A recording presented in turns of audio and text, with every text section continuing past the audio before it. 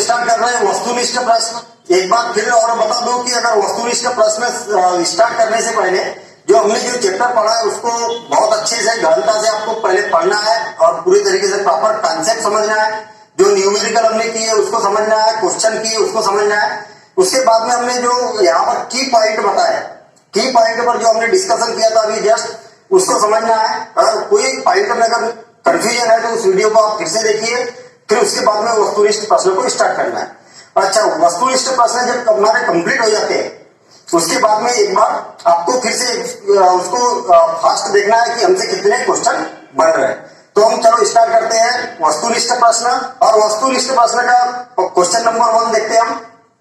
कोई कण त्रिज्या r के वृत्ताकार पथ में गमन कर रहा है, अर्धवृत्त पूरा करने के पश्चात उसका विस्थापन होगा। और हमारे पास में ऑप्शन है 0, ब है पाई स्क्वायर, स 2r और द 2πr। यहाँ पर देखेंगे कि इसका जो आंसर होगा वो 2r होगा। और कैसे होगा अभी हम यहाँ पर देखते हैं। देखिए, कोई मान लिया जाए कोई फील्ड है या कण है, वो क्या वृत्ताकार मार्ग में गति कर रहा है और उसने गति कहां से प्रारंभ की, यहां से प्रारंभ की और वो कितना चलता है, अर्धवृत्त चलता है, आधे वृत्त तक पहुंचता है। इसका मतलब ये केंद्र है और कितने दूर है, वो इतने दूर है।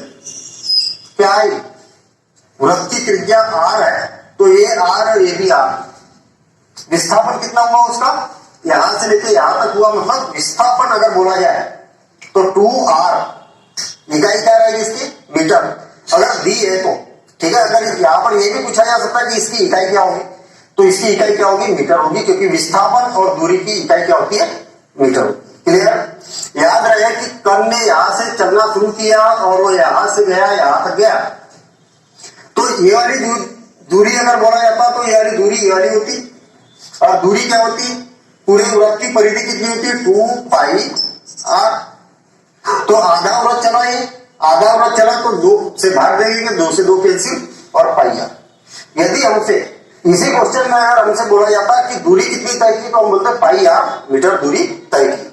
नेक्स्ट क्वेश्चन, एक पिंड वेग म्यू से ऊपर की ओर फेंका जाता है, इसके ऊपर उठने की अधिकतम ऊंचाई होगी।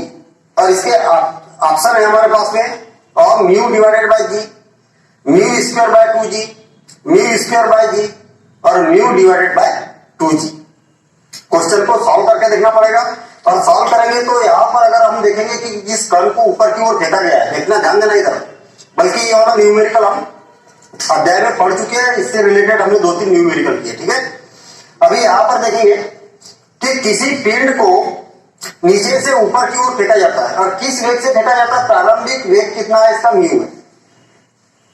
अंतिम वेग हमें मालूम होना चाहिए, याद रखना, जब भी किसी फील्ड को नीचे से ऊपर की ओर फेंका जाता है तो अंतिम वेग जहां पर अधिकतम ऊंचाई पर वो फील्ड पहुंचती है वहां से भी वापस आती है, तो अंतिम वेग हमेशा 0 होगा, 0 मीटर प्रति सेकंड यहां पर अंतिम वेग होगा।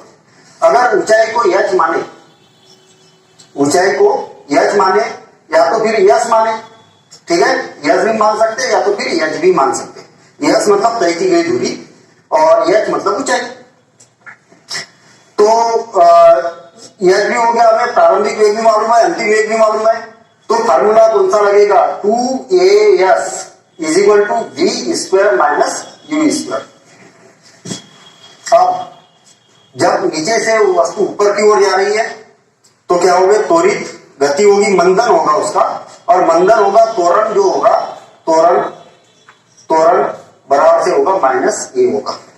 याद रखना, जब भी नीचे से ऊपर की ओर वस्तु जाती है, वैसे नेक्स्ट चैप्टर में हम पढ़ने वाले हैं, जब भी वस्तु नीचे से ऊपर की ओर जाती है तो क्या होगा, मंदन होगा, और ऊपर से जब नीचे की ओर जाती है तो उसका वेग कंटिन्यूअस बढ़ेगा। गुरुत्वाकर्षण में पढ़ेंगे हम, है ना। तो याद रहे कि जब नीचे से ऊपर की ओर वस्तु जाती है तो त्वरण क्या होता है, ऋणात्मक होता है। देखना 2,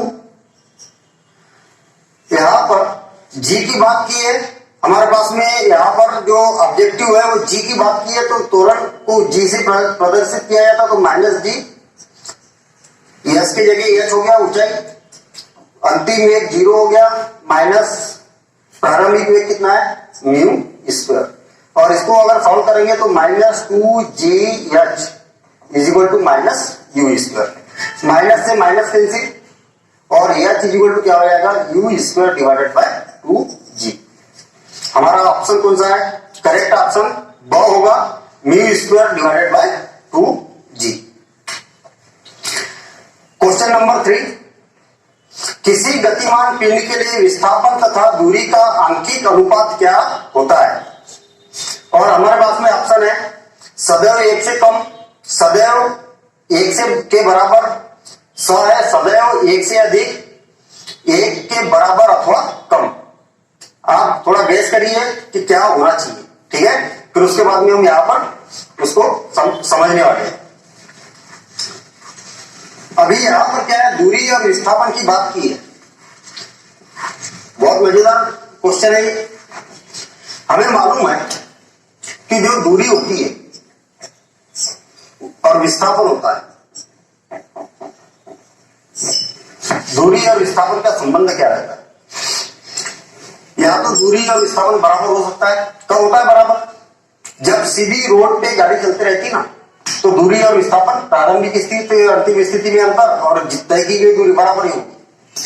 या तो फिर विस्थापन कम भी हो सकता है, दूरी से हो सकता है ना। जैसे अगर मान लिया जाए कि यहाँ पर अभी जस्ट हमने उदाहरण देखा कि यहां से दूरी यहां तक तय की, तो दूरी ज्यादा है और विस्थापन क्या है, कम। तो विस्थापन दूरी से कम भी हो सकता है। यदि इस दूरी का तिर्यक गुना किया जाए तो क्या हो जाएगा, विस्थापन डिवाइडेड बाय दूरी, और इज इक्वल टू यहां से क्या बचा, दूरी का तिर्यक गुना हो गया तो 1 बचा। इसका मतलब विस्थापन और दूरी किसके बीच में संबंध बोला है, किसी गतिशील फील्ड के लिए विस्थापन पहले बोला है और फिर दूरी बोला है। इसका भी खास करके ध्यान देना है। पहले विस्थापन मतलब ऊपर विस्थापन नीचे दूरी, तो हमेशा क्या होती है, 1 से कम या बराबर होता है। यही क्वेश्चन को उल्टा भी बोल सकते हैं, रटना नहीं है, रटेंगे तो फिर तो गलत हो जाएगा। दूरी और विस्थापन का अनुपात होगा तो इधर जाएगा ये, तो ये क्या हो जाएगा, 1 से उल्टा हो जाएगा। भाई क्या है कि मान लिया जाए कि विस्थापन इधर आया, तो ये क्या हो गया, दूरी डिवाइडेड बाय विस्थापन, और बड़ा या बराबर 1 से। दूरी और विस्थापन के बीच में अगर अनुपात पूछा जाता तो 1 से बड़ा या बराबर, और विस्थापन और दूरी के बीच में अनुपात बोला जाए तो 1 से छोटा या बराबर। तो यहाँ पर हमारे पास में कई सारे क्वेश्चन कवर हो रहे हैं, ठीक है ना। मतलब एक क्वेश्चन के सहारे से हम और भी क्वेश्चन कवर कर रहे हैं और कॉन्सेप्ट आपको समझते हुए चलना है। सबसे इंपॉर्टेंट समझना, ठीक है ना, रटना नहीं। रटेंगे तो कभी भूल जाएंगे, लाइफ टाइम हमें याद नहीं रहेगा, और समझेंगे तो 10th क्लास में भी काम आएगा, 11th में भी काम आएगा, 12th में भी काम आने वाला। तो देखते हैं हम नेक्स्ट क्वेश्चन नंबर 4। मान लीजिए कि कोई लड़का 10 मीटर प्रति सेकंड की नियत चाल से चल रहे गोल राउंड झूले में सवारी करने का आनंद ले रहा है। इससे ज्ञात होता है कि वह लड़का विराम अवस्था में है, बिना त्वरण के गति कर रहा है, त्वरित गति कर रहा है, एक समान वेग से गमन कर रहा है। तो याद रहे, हमने बताया था ना कि जब राउंड गोल वृत्ताकार गति होती है और एक समान गति होती है तो क्या कहलाती है, असमान ही कहलाता है, क्योंकि उसमें क्या होती है कि हर बार दिशा बदलती है, ठीक है। तो जब त्वरित गति होगी तो एक समान गति होगी तो उसको क्या बोला जाएगा, त्वरित गति कहा जाएगा। नेक्स्ट क्वेश्चन, वेग और समय ग्राफ द्वारा घेरा गया क्षेत्रफल किसी भौतिक राशि को निरूपित करता है जिसका मात्रक है metre square, metre cube, metre प्रति सेकेंड। तो इसका ऑप्शन होगा वेग और जो दूरी का जो ग्राफ रहेगा वो क्या विस्थापन को दर्शाता है, जिसका मात्रक क्या होता है, मीटर होता है। तो ऑप्शन इसका क्या होगा, करेक्ट आंसर बी होगा। क्वेश्चन नंबर 6, वेग समय ग्राफ की प्रवणता से प्राप्त होता है दूरी, विस्थापन, त्वरण और चाल। तो वेग और समय के बीच में जो ग्राफ रहेगा इसकी जो प्रवणता को प्रदर्शित करेगा वो क्या, त्वरण को प्रदर्शित करता है। हमने जब ग्राफ पढ़ा था वहां पर पूरा डिटेल में इसको समझा था। नेक्स्ट क्वेश्चन देखेंगे, क्वेश्चन नंबर 7। नीचे दिए प्रकरणों में से किसकी चली गई दूरी तथा विस्थापन के परिमाण समान होते हैं? क्वेश्चन समझ में आया? फिर से और एक बार, नीचे दिए गए प्रकरणों में से किसके चली गई दूरी तथा विस्थापन के परिमाण समान होते हैं? किस स्थिति में विस्थापन और दूरी जो होगी वो बराबर होगी, उसके बारे में यहाँ पर पूछा गया। पहला, यदि कार सीधी रेखा में गमन कर रही है, यदि कार वृत्ताकार पथ पर गमन कर रही है, लोलक इधर उधर गति कर रहा है, पृथ्वी सूर्य की परिक्रमा कर रही है, तो इसका करेक्ट आंसर क्या होगा? इसका अभी हमने बेसिक में भी जब यहाँ पर हमने शार्ट में समझा था, वहां पर भी हमने इसका डिस्क्रिप्शन लिया था कि अगर सीधी रेखा में गमन करती है कोई वस्तु, तब विस्थापन और दूरी क्या होती है? बराबर होती है।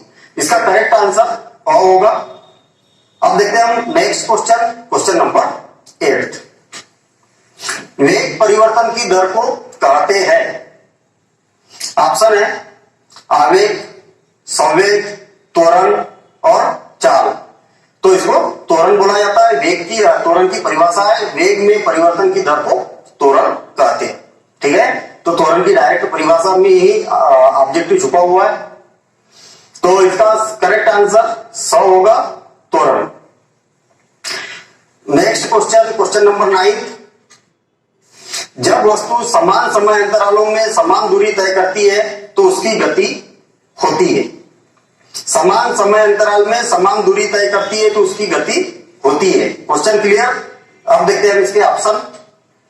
अवमंदित गति, त्वरित गति, असमान गति और एक समान गति। तो इसका करेक्ट आंसर क्या होगा? जब वस्तु समान समय अंतराल में समान दूरी तय करती है तो उसकी गति होती है।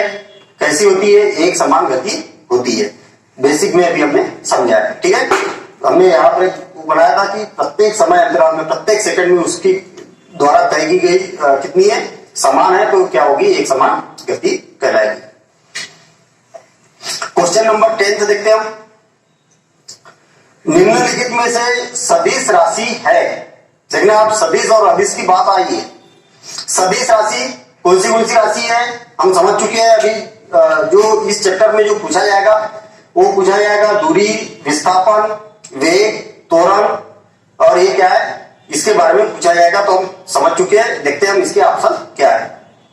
निम्नलिखित में से कौन सी सदिश राशि है? ऑप्शन है दूरी, वेग, द्रव्यमान, समय। तो सदिश राशि कौन सी है? वेग है।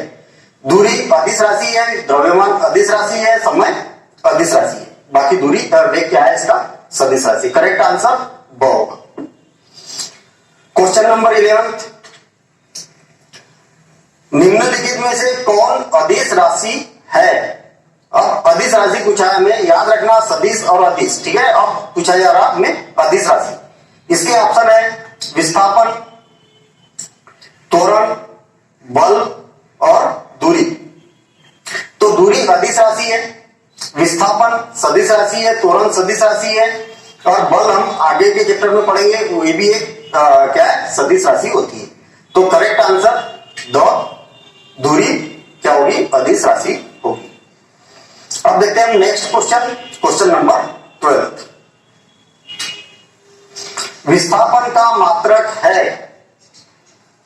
काफी बार हमने अभी डिस्कशन किया था। ऑप्शन है सेकेंड, मीटर, न्यूटन, मीटर प्रति सेकेंड। विस्थापन का मात्रक ब होगा, मीटर। इसका करेक्ट आंसर ब मीटर होगा।